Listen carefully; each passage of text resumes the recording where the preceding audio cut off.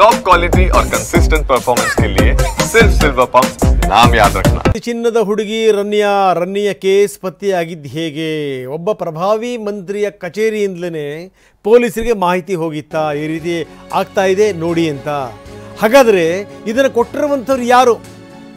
ಈಗೇನು ಹಿಡಿದಿದ್ದು ಹೇಗೆ? DRI ಅಧಿಕಾರಿಗಳು ರನ್ಯಾ ಮೇಲೆ ಕಣ್ಣಿಡೋಕೆ ಶುರು ಮಾಡಿದ್ರದ ಕಾರಣ ಏನು ನೋಡಿ. ಯಾವ್ಯಾವ ಕೇಸ್ಗಳಿಗೆ ಹೆಂಗೆ ಟರ್ನ್ ಸಿಕ್ಬಿಡುತ್ತೆ ಹೇಳಕ್ಕಾಗಲ್ಲ. ಒಂದೇ ದಿನ ದುಬೈಗೆ ಹೋಗೋದು ವಾಪಸ್ ಬರೋದು. DRI ಹದ್ದಿನ ಕಣ್ಣಿಟ್ಟಿತ್ತು. ಆದರೆ ಈ ಹದ್ದಿನ ಕಣ್ಣಿಡಿ ಅಂತ ಹೇಳ್ದಂಥವ್ರು ಯಾರು? ಹೇಳ್ದಂಥವರೇ ಒಬ್ಬ ಪ್ರಭಾವಿ ಸಚಿವರ ಕಚೇರಿಯಿಂದಲೇ ಇದಕ್ಕೆ ಸಂಬಂಧಪಟ್ಟಂಗೆ ಮಾಹಿತಿ ಹೋಗಿತ್ತು. ಹೀಗಾಗಿನೇ DRI ಅಧಿಕಾರಿಗಳು ಈಕೆಯ ಮೇಲೆ ಕಣ್ಣಿಟ್ಟಿದ್ರು. ಒಂದು ಹೊಸ ಟ್ವಿಸ್ಟ್ ಇದು, ಸಾಮಾನ್ಯ ಸಂಗತಿ ಅಲ್ಲ ಇದು. ಸಚಿವರೊಬ್ಬರಿಗೆ ಈಕೆಯ ಪತಿನೇ ಏನಾದರೂ ಮಾಹಿತಿ ಕೊಟ್ಟಿದ್ನಾ? ಸಚಿವರೇ DRI ಅಧಿಕಾರಿಗಳಿಗೆ ಒಂದು ಸ್ವಲ್ಪ ನೋಡ್ಕೊಂಡ್ರಿ, ಈ ಹುಡುಗಿ ಮೇಲೆ ಕಣ್ಣಿಟ್ಟಿರಿ ಅಂತ ಹೇಳಿದ್ರಾ? ಜೊತೆಗೆ ಜ್ಯುವೆಲರಿ ವ್ಯಾಪಾರಿಗಳೂ ಕೂಡ ಇನ್ಫಾರ್ಮೇಶನ್ ಕೊಟ್ಟಿದ್ರಾ? ನೋಡಿ, ಇದು ಈಗ ಜೈಲು ಸೇರಕ್ಕೆ ಗಂಡ ಕೂಡ ಕಾರಣ ಆದ್ನಾ? ಅಧಿಕಾರಿಗಳಿಗೆ ಗಂಡನಿಂದಲೇ ಮಾಹಿತಿ ಹೋಗಿತ್ತಂತೆ. ಮದುವೆಯಾಗಿ 2 ತಿಂಗಳಿಗೆ ಈ ಪಾಟಿ ಈಕೆ ಓಡಾಡ್ತಿರೋದನ್ನು ನೋಡಿ ಅವನಿಗೂ ಕೂಡ ಅನುಮಾನ ಆಗಿತ್ತು, ಯಾಕೆ ಇವಳು ಪದೇ ಪದೇ ಈ ರೀತಿ ಹೋಗ್ತಾ ಇದ್ದಾಳೆ ಅಂತ. ಹೀಗಾಗಿನೇ ಪದೇ ಜಗಳ ಕೂಡ ಆಗ್ತಾ ಇತ್ತಂತೆ ಗಂಡ ಹೆಂಡತಿ ನಡುವೆ. ಬರೀ 2 ತಿಂಗಳಲ್ಲಿ ಡಿವೋರ್ಸ್ ಹಂತಕ್ಕೆ ತಲುಪಿತ್ತಂತೆ. ಯಾವಾಗ ಇದು ಮಿತಿಮೀರಿ ಹೋಗ್ತಾ ಇದೆ ಅನ್ನುವಂಥ ಸಂದರ್ಭದಲ್ಲಿ ಸಚಿವರೊಬ್ಬರಿಗೆ ಗಂಡನೇ ಮಾಹಿತಿ ಕೊಟ್ಟರಂತೆ. ಯಾಕಂದರೆ ಹೇಳಿ ಕೇಳಿ ರಾಜಕೀಯ ಕುಟುಂಬದ ವ್ಯಕ್ತಿ ಈತ, ಪ್ರಭಾವಿ ನಾಯಕರ ಮಗ. ಕಟ್ಕೊಂಡು ಆದಮೇಲೆ ಗೊತ್ತಾಯ್ತು ಈಕೆ ಪದೇ ಯಾಕೆ ದುಬೈಗೆ ಹೋಗಿ ಬರ್ತಾ ಇದ್ದಾಳೆ, ಕಾರಣ ಏನು? ಜಗಳ ಆಯಿತು, ಗುದ್ದಾಟ ಆಯಿತು, ಇದೆಲ್ಲ ನೋಡಿ ಬರೀ 2 ತಿಂಗಳಲ್ಲಾಗಿರುವಂಥ ಘಟನಾವಳಿಗಳು. 3ನೇ ತಿಂಗಳಿಗೆ ಈಕೆ ಕಂಬಿ ಎಣಿಸಬೇಕಾಯಿತು. ಇಲ್ಲಿ ತನಕ ಬಂದಿದೆ ಕೇಸ್.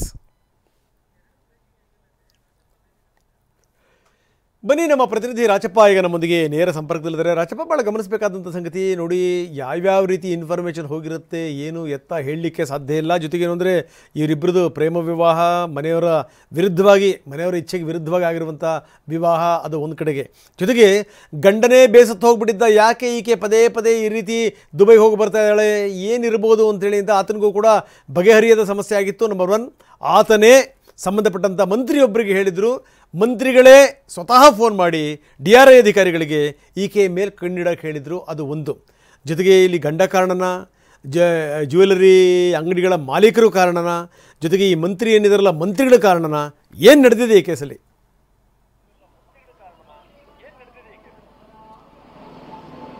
ರಂಗನಾಥ್, ರನ್ಯಾರಾವ್ಗೆ ಅತಿಯಾದಂತಹ ದುಬೈ ಪ್ರವಾಸವೇ ಇಲ್ಲಿ ಮುಳುವಾಗಿದೆ ಅನ್ನುವುದಂತೂ ಸ್ಪಷ್ಟ. ಯಾಕಂತಂದ್ರೆ ಮದುವೆಯಾಗಿ ದುಬೈ ಪ್ರವಾಸವನ್ನ ರನ್ಯಾರಾವ್ ಹೆಚ್ಚು ಮಾಡ್ಕೊಳ್ತಾಳೆ. ಈ ಕಾರಣದಿಂದಾಗಿ ಏನು ಮದುವೆಯಾಗಿ 2 ತಿಂಗಳಲ್ಲೇ ಇಷ್ಟೊಂದು ದುಬೈ ಪ್ರವಾಸ ಹೋಗ್ತಿರುವಂತಹ ಕಾರಣದಿಂದಾಗಿ ಅವರ ಕೌಟುಂಬಿಕ ಒಂದು ವಿಚಾರದಲ್ಲೂ ಕೂಡ ಸಾಕಷ್ಟು ಬಿರುಕು ಮೂಡುತ್ತೆ. ಜೊತೆಗೆ ಪತಿ ಕೂಡ ರನ್ಯಾರಾವ್ ಜೊತೆಗೆ ಗಲಾಟೆಯನ್ನು ಮಾಡೋದಕ್ಕೂ ಕೂಡ, ಜಗಳ ಮಾಡೋದಕ್ಕೂ ಕೂಡ ಪ್ರಾರಂಭ ಮಾಡ್ತಾನೆ. ಇದೇ ಕಾರಣಕ್ಕೋಸ್ಕರ ಪತಿಯೇ ಏನಾದರೂ ಮಾಹಿತಿಯನ್ನ ಸಚಿವರೊಬ್ಬರಿಗೆ ರವಾನೆ ಮಾಡಿದ್ರ ಅನ್ನುವಂಥ ಪ್ರಶ್ನೆ ಈಗ ಹುಟ್ಕೊಂಡಿರುವಂಥದ್ದು. ಸಚಿವರ ಮೂಲಕವಾಗಿ DRI ಅಧಿಕಾರಿಗಳಿಗೆ ಮಾಹಿತಿ ಹೋಗಿದೆ, ರನ್ಯಾರಾವ್ ಈ ರೀತಿಯಾಗಿ ಗೋಲ್ಡ್ ಸ್ಮಗ್ಲಿಂಗ್ ಅನ್ನ ಮಾಡ್ತಿದ್ದಾರೆ ಅನ್ನುವಂಥ ವಿಚಾರಕ್ಕೆ ಸಂಬಂಧಪಟ್ಟಂತ ಕೂಡ ಒಂದು ಸಂಶಯ ಇರುವಂಥದ್ದು.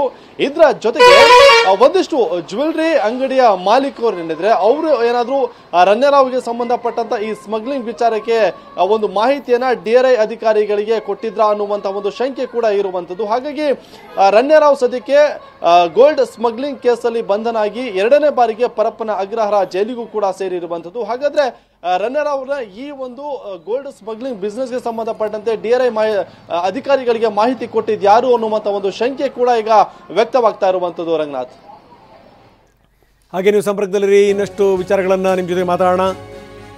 ರನ್ಯಾಗೆ ಖೆಡ್ಡ ತೋಡಿದ್ರ ಜ್ಯುವೆಲರಿ ವ್ಯಾಪಾರಿಗಳು.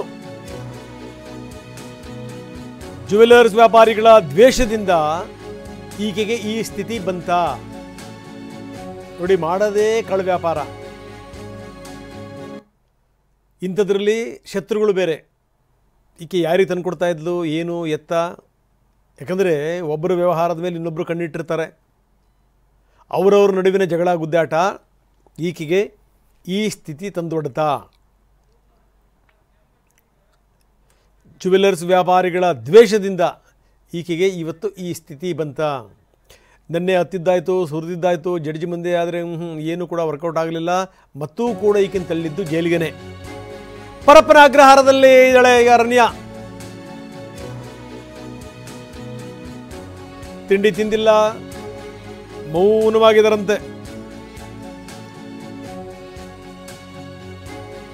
ಬೆಳಗಿನಿಂದ ಕಾಫಿ ಮಾತ್ರ ಕುಡಿದ್ರು, ತಿಂಡಿ ಗಿಂಡಿ ಏನು ತಿಂದಿಲ್ಲ ಅಂತ.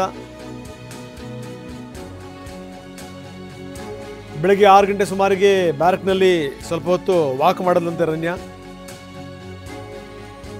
ಇನ್ನು ಜೈಲು ಮೆನುವಿನ ಪ್ರಕಾರ ಚಿತ್ರಾನ್ನ ಕೊಟ್ಟರು, ಚಿತ್ರಾನ್ನ ತಿಂದಿಲ್ಲ. ಯಾರ ಹತ್ರ ಮಾತಿಲ್ಲ, ಸಹ ಕೈದಿಗಳ ಜೊತೆಗೂ ಕೂಡ ಮಾತಿಲ್ಲ.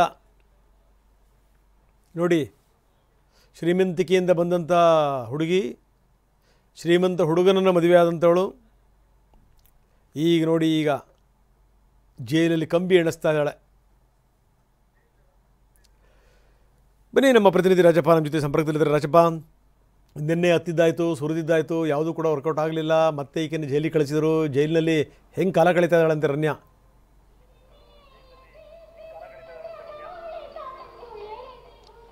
ರಂಗನಾಥ್, ರನ್ಯಾ ರಾವ್ ಹೈಫೈ ಜೀವನವನ್ನ ಲೀಡ್ ಮಾಡಿದಂಥವಳು. ಅದರ ಜೊತೆಗೆ ಪ್ರಭಾವಿ ರಾಜಕಾರಣಿಯರ ಸಂಬಂಧಿ ಜೊತೆಗೆ ವಿವಾಹ ಕೂಡ ಆಗಿದ್ಲು. ಹಾಗಾಗಿ ಜೈಲಿನ ಒಂದು ಮೆನು ಏನಿದೆ, ಜೈಲಿನ ಮೆನುಗೆ ಹೊಂದ್ಕೊಳ್ಳುವಂತಹ ನಿಟ್ಟಿನಲ್ಲಿ ಸಾಕಷ್ಟು ಕಷ್ಟವನ್ನ ಪಡ್ತಿದ್ದಾಳೆ ಜೈಲಿನಲ್ಲಿ ಅನ್ನುವಂಥ ಮಾಹಿತಿ ಕೂಡ ಲಭ್ಯ ಆಗ್ತಾ ಇರುವಂಥದ್ದು. ಯಾವಾಗ ಗೋಲ್ಡ್ ಸ್ಮಗ್ಲಿಂಗ್ ಕೇಸಲ್ಲಿ ಆಕೆ ಲಾಕ್ ಆದ್ಲು, DRI ಅಧಿಕಾರಿಗಳ ಒಂದು ಕಸ್ಟಡಿಯಲ್ಲಿದ್ದಂಥ ಸಂದರ್ಭದಲ್ಲೇ ಸಾಕಷ್ಟು ಕಣ್ಣೀರನ್ನ ಕೂಡ ಹಾಕಿದ್ಲು. ಅದ್ರ ಜೊತೆಗೆ ಮೌನಕ್ಕೂ ಕೂಡ ಜಾರಿದ್ಲು. ಈಗ ಪರಪ್ಪನ ಅಗ್ರಹಾರ ಜೈಲಿನಲ್ಲೂ ಕೂಡ ಅದೇ ರೀತಿಯಾದ ಒಂದು ಪರಿಸ್ಥಿತಿ ಆಕೆಗೆ ಬಂದಿರುವಂಥದ್ದು.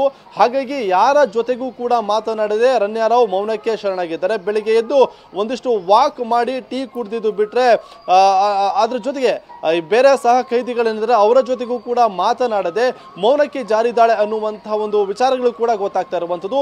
ಇದು ಕೇವಲ ಆಕೆಗೆ ಬಿಗಿನಿಂಗ್ ಅಷ್ಟೇ. ಅಂದ್ರೆ ಇನ್ನೂ ಸಾಕಷ್ಟು ದಿನಗಳ ಕಾಲ ಆಕೆ ಪರಪ್ಪನ ಅಗ್ರಹಾರ ಜೈಲಿನಲ್ಲೇ ಇರಬೇಕಾಗತ್ತೆ. ಹಾಗಾಗಿ ಅಲ್ಲಿನ ಒಂದು ವ್ಯವಸ್ಥೆಗೆ ಹೊಂದ್ಕೋಬೇಕಾಗತ್ತೆ. ಆದ್ರೆ ಅಲ್ಲಿನ ಒಂದು ವ್ಯವಸ್ಥೆಗೆ ಅಂದ್ರೆ ಅವರು ಹೊರಗಡೆ ಇದ್ದಂತಹ ಜೀವನ ಶೈಲಿಗೂ ಅಲ್ಲಿರುವಂತಹ ಜೀವನ ಶೈಲಿಗೂ ಸಾಕಷ್ಟು ಡಿಫರೆಂಟ್ ಇರುವಂತಹ ಕಾರಣದಿಂದಾಗಿ ಯಾವ ರೀತಿಯಾಗಿ ಹೊಂದ್ಕೊಳ್ತಾರೆ ಅನ್ನುವಂಥದ್ದನ್ನ ನೋಡ್ಬೇಕಾಗತ್ತೆ ರಂಗನಾಥ್.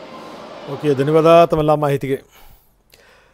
ಇನ್ನು ಆರ್ಥಿಕ ಅಪರಾಧಗಳ ಕೋರ್ಟಿಗೆ ಈಕೆ ಅರ್ಜಿ ಸಲ್ಲಿಸಿದ್ದಾರೆ. ಅರ್ಜಿಯ ವಿಚಾರಣೆ ಬರ್ತಾ ಇದೆ. ಇವತ್ತು DRI ಆಕ್ಷೇಪಣೆ ಸಲ್ಲಿಸ್ತಾ ಇದೆ. ಇದಕ್ಕೆ ಜಾಮೀನು ಕೋರಿ ಈಕೆ ಸಲ್ಲಿಸಿದಂಥ ಅರ್ಜಿ, ಅದಕ್ಕೆ DRI ಆಕ್ಷೇಪಣೆ ಸಲ್ಲಿಕೆ. ಇಂದು ಆಕ್ಷೇಪಣೆ ಸಲ್ಲಿಸಲಿಕ್ಕೆ DRIಗೆ ಸೂಚನೆ ಕೊಟ್ಟಿತ್ತು ಕೋರ್ಟ್. DRIಗೆ ಆರ್ಥಿಕ ಅಪರಾಧಗಳ ಕೋರ್ಟ್ ಸೂಚನೆ ಕೊಟ್ಟಿತ್ತು. ಇಂದು ಆಕ್ಷೇಪಣೆ ಸಲ್ಲಿಕೆ ಆಗುತ್ತೆ.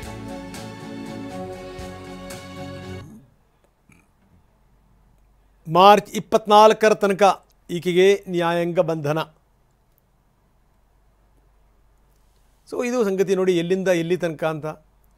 ಒಂದು ಈ ಹುಡುಗಿ ಮದುವೆಯಾಗಿ ಆಕೆ ಪದೇ ಪದೇ ಯಾಕೆ ವಿದೇಶಕ್ಕೆ ಹೋಗ್ತಾ ಇದ್ಲು, ಗಂಡನಿಗೂ ಕೂಡ ಈ ಅನುಮಾನ ಕಾಡ್ತಾ ಇತ್ತು. ಕೆಲವು ಸಂದರ್ಭಗಳಲ್ಲಿ ಮದುವೆಯಾಗಿ ಒಟ್ಟಿಗಿರೋ ತನಕ ಏನೇನು ನಡೀತಾ ಇದೆ ಏನು ಅನ್ನುವಂಥದ್ದೇ ಗೊತ್ತಿರಲ್ಲ. ಒಬ್ಬೊಬ್ಬರ ಮನಸ್ಥಿತಿಗಳೇ ಒಬ್ಬರಿಗೆ ಅರ್ಥ ಆಗಿರಲ್ಲ. ನಿಜ, ಅತ್ಯಂತ ಸಹಜವಾಗಿಯೇ ತುಂಬ ಕುಟುಂಬಗಳಲ್ಲಿ ನಾವು ನೋಡ್ತೀವಿ. ಯಾಕಂದರೆ 24 ಗಂಟೆ ಗಂಡನ ಹೆಂಡತಿನ ಗಂಡ ಕಾಯಕ್ಕೆ ಸಾಧ್ಯನ ಹೇಳಿ. ಆಮೇಲೆ ಅನ್ನಿಸ್ತು, ಏನು ಈಕೆ ಪದೇ ಪದೇ ಮನೆ ಬಿಟ್ಟು ಈ ರೀತಿ ವಿದೇಶಕ್ಕೆ ಸುತ್ತಾಡ್ತಾಳೆ, ಅದನ್ನು ಒಂದು ದಿವಸದಲ್ಲಿ ಹೋಗೋದು ಒಂದು ದಿವಸದಲ್ಲಿ ಬರೋದು, ಏನು ಈಕೆ ಕಥೆ ಅಂತ. ಹೀಗಾಗಿ ಆಕೆಯ ಪತಿಯೇ ಸಂಬಂಧಪಟ್ಟಂಥ ಮಂತ್ರಿಗೆ ಒಂದು ಮನವಿ ಮಾಡ್ಕೊಂಡಿದ್ರಂತೆ. ಅಲ್ಲಿಂದಲೇ ಒಂದು ಸೂಚನೆ ಹೋಗಿತ್ತು ಅಂತ.